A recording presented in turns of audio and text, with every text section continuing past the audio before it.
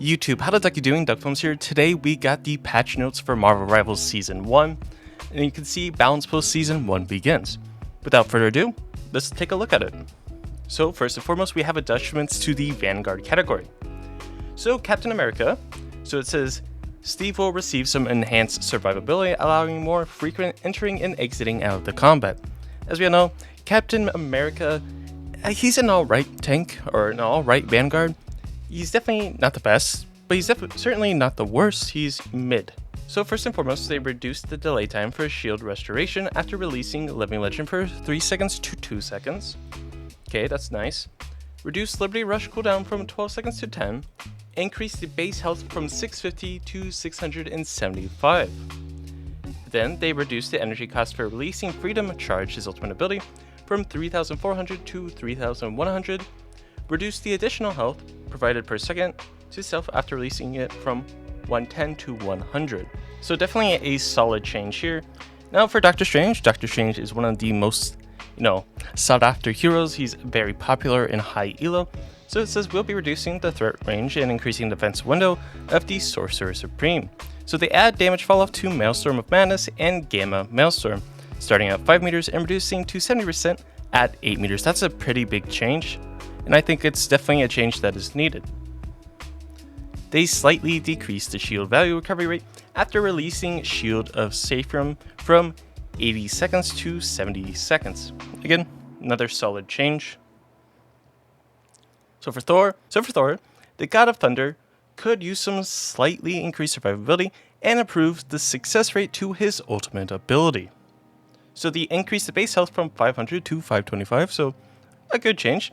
And they added immunity to crowd control effects during God of Thunder. That's, actually really good for Thor. For Hulk, Dr. Banner has been dominant, but some decreased sustained combat capability upon entering the battlefield will bring him more in line with other Vanguards. So they reduced the Indestructible Guard Gamma Shield value for Hero Hulk from 250 to 200. Now the Gamma Guard, this was for if you had to team up with Iron Man and Strange, which was definitely becoming very prominent in the higher elo. So for Venom, with increased survivability and the threat of his ultimate ability, the Symbiote Menace will strike fear into the backlines of all enemy teams. First, they increased the Symbiotic Resilience bonus health ratio, gain per lost health point from 1 to 1.2.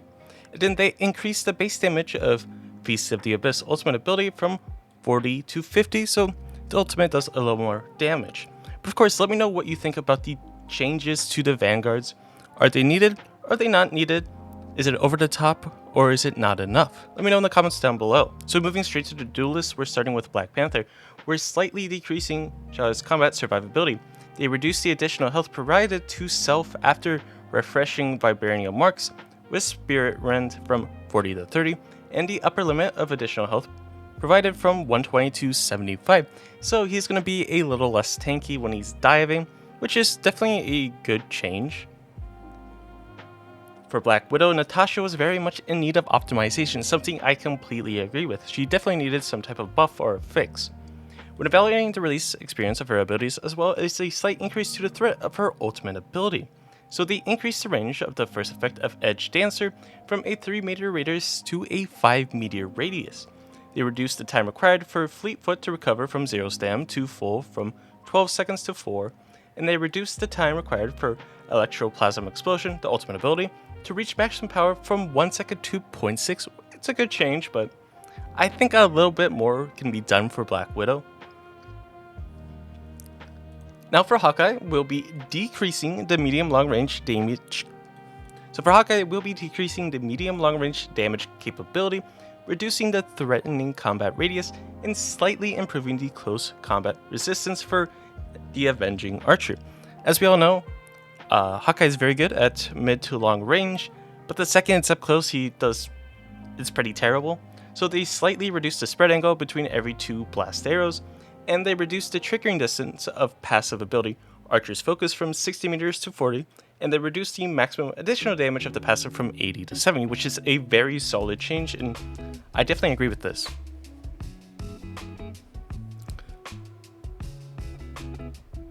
So for Hela, the goddess So for Hela, the goddess of death has been a menace and will slightly be decreasing her combat strength. It says will be slightly decreasing, so it's not, I don't think this is like the final changes, but this is what we're getting started with. So first, they reduced the base health from 275 to 250. I mean, it's not that much of a change. I mean, I guess it can be seen as a lot. 15 health is a significant amount, but I would see maybe something with her damage, but who knows? I mean, they are removing the season buff, so we'll see about that. So with magic, the Queen of Limbo needed an increase to her threat after unleashing her ultimate ability. So they increased the Umbral incursion damage in Darkchild from 115 to 135, which is a pretty big change. And then for Moon Knight, the Hand of Khonshu will receive a slight increase to the threat of his ultimate ability. I mean, his ultimate ability is rather slow. I mean, it's pretty easy to dodge unless you're comboing it with a group. So they increased the number of talents generated by Hand of Khonshu ultimate ability from 10 to 14. That means you're going to be doing more damage with his ultimate first. And then they increased the exposure radius of each talent from 4 meters to 5, so a bit of a bigger radius. So for Namor, we're optimizing the throwing field of more eggs. It did feel a little buggy when I was throwing them out, so they adjusted the throwing field, Monstrous Spawn, and Frozen Spawn. Now Namor can more accurately throw them to the desired location. I mean, to be honest, you would kind of like lob them out rather than actually throw them out, so that's definitely a nice change. So for Psylocke, we'll be providing more options for other heroes to counter the Demon Slayer's ultimate, which is good. Now Dance of the Butterfly ultimate ability will check for barriers, including Magneto's Metal Bulwark, Hulk's Indestructible Guard, and etc. So I guess it won't go through those and will prioritize those more. I'm not exactly sure. So for Punisher, we're slightly increasing the damage capability of Frank's weapons. Really? They slightly reduced the spread of Deliverance and Adduction? Adjudge, whatever. So they're making him a little bit stronger, which is interesting. I don't know how I feel about that. For Scarlet Witch, we're increasing Wanda's combat strength when she's facing Duelist or Strategist. So they increase Chaos Control's fixed damage from 50 per second to 60. Reduce the percentage damage per second from 5 to 3. That's interesting. Increase burst projectile damage from 30 to 35. I mean, it's not a massive change, but it was something that's nice. And finally, our prayers have been answered, at least mine. Storm. Mommy Storm. The Weather Witch needed an overall increase to her damage capability. We're also optimizing the feel of her left click, projectile, and the release experience of her ultimate ability, which is nice. So they increased the one blade projectile speed from 100 meters a second to 150, and left click damage from 50 to 55. That 50 meters a second is insane. They increased the bolt rush damage from 70 to 80, so 10 damage. Then after releasing Omega Hurricane, the bonus health provided for herself will be increased from 350 to 450, so 100 damage or 100 HP increase. Moreover, following its conclusion, the extra health will no longer vanish instantly, but will instead diminish at a rate of 100 per second. So that's nice. The second you come out of your ulti, you don't instantly, fall over. So, I mean, that's a nice change. But what I do say is that the projectile speed from 100 to 150 is actually insane. That means it'll probably be rather difficult to dodge her projectiles now, which, I mean, I'm a fan of. I really like this. Now for Squirrel Girl, we're increasing the threat of Dorian and her furry friends in their ultimate ability. So the addition of a new effect to the unbeatable Squirrel Tsunami, her ultimate ability. As you know, it kind of goes in a line and then bounces off of walls, and it's rather easy to dodge as it's not the fastest thing in the world. So the squirrels will rush towards the nearest enemy after bouncing instead of bouncing randomly. This is a major change. This is probably, honestly, even though it doesn't seem like it a lot, this is a really big change for Squirrel Girl, because this means her ultimate is actually kind of useful now. And then they reduced the Squirrel Tsunami health from 600 to 300, so, it won't be around that, as long. So for Winter Soldier, we'll be For Winter Soldier, we'll be adjusting Bucky by decreasing his long-range combat strength and increasing his survivability in medium close-range combat.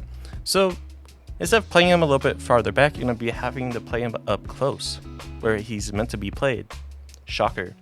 Increase the bonus health provided by Bionic Hook and Tainted Voltage from 30 to 40, so you can frontline, not necessarily frontline, but midline a little bit better. Increase Rod Student's projectile damage from 70 to 75. This is his primary fire, his pistol. And they reduce the area damage from 70 to 65, and reduce damage decay from 65% at 40 meters to 60%. Not 5% isn't a massive change, but it is a change. And then they increase his base health from 250 to 275. So the opposite of what they did for Hela, which is definitely nice. For Wolverine, Logan will receive an increase to basic combat strength, but a slight decrease to the additional survivability after activating Undying Animal, which is his passive where you live at 1 HP but with a ton of shield. So they increase the base health from 300 to 350. And then they reduce the damage reduction ratio provided by Undying Animal from 50 to 40%. Oh, that might not be his it might be his shout, I forget. I don't really play Wolverine. But of course, let me know what you think about all the changes to the Duelist damage dealers in Marvel Rivals. Again, let me know in the comments down below what you think. Are these changes good, bad? If so, why? Do certain characters need more changes? Or did they miss some characters that they need to add? But diving straight into the strategists, we have Cloak and Dagger. Tai and Tanda will receive increase to their healing capability as well as an expansion to the coverage area of their ultimate ability. They reduce the Dagger Storm cooldown from 15 seconds to 12 seconds, which is her, AoE heal. So they reduce the cooldown. And then they increase the number of dashes in Eternal Bond ultimate ability from 3 to 4. So it's nice, you have essentially 2 lanes you could kind of, contain with their ultimate, which I think is a really good change. I mean, this is a good change as well. I think Cloak and Dagger's heal was definitely, strong. Do I think it's needed, this change? I don't know. I think their heal was good. I think it was underrated. I just feel like a lot of people didn't know how to play Cloak and Dagger. But the thing is, Cloak and Dagger is definitely not on par with Luna, Snow, and Mantis, so I think these changes are in the right direction. But of course, I could be wrong. Jeff the Landshark will be adjusting the range for his ultimate ability, so it now better fits the warning marker. In addition, we'll also be increasing his healing capability. So they adjusted its Shift ultimate ability range from a 10-meter spear to a 10-meter radius, a 5-meter high cylindrical spell field. So that's cool. So it'll be a little bit easier to tell where Jeff's ult's coming, and you might have a little bit higher chance of surviving this, which is good. And then they increased the healing of his Joyful Splash from 140 a second healing to 150. That's a pretty significant change. It definitely, in terms of, again, Luna Snow Mantis, I don't know. I don't know if he's still on par. But Luna Snow, while we enjoyed her dropping the base, we've made adjustments to Luna's ultimate ability to prevent players from abusing its healing capabilities. Increase the interval for switching between healing and damage. Okay, so if you didn't know, if you bound, mouse wheel, mouse down, and did some other things, you can make her ultimate span between the 2 abilities as fast as you could. And it was pretty strong. Yeah, it was broken, let's be honest. But it's good that they're changing that. So for Mantis, we'll be making Mantis a bit less fleet-footed, reducing her roaming support capability. So they reduced Nature's Favor passive movement boost from 2.5 meters a second to 1.5. She's still going to be rather fast than most other characters, but definitely does put her, on a hindrance of some sort. Then for Rocket Raccoon, Rocket could use an enhancement to his healing capability. I always love that. Increase the healing of repair mode from 60 per second to 70. That's a pretty significant change.